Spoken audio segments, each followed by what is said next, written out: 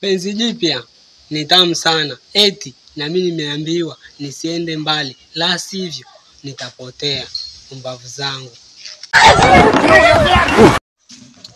Chunguza sana, wadada wengi warembo wameshazaa mbwa wao.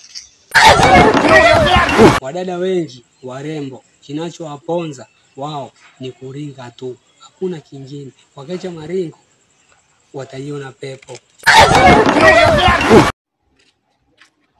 Wadada wanaweza wakalala usiku mzima hivi na wala kisitokee kitu chochote, ila kimbembe kipo kwa masela.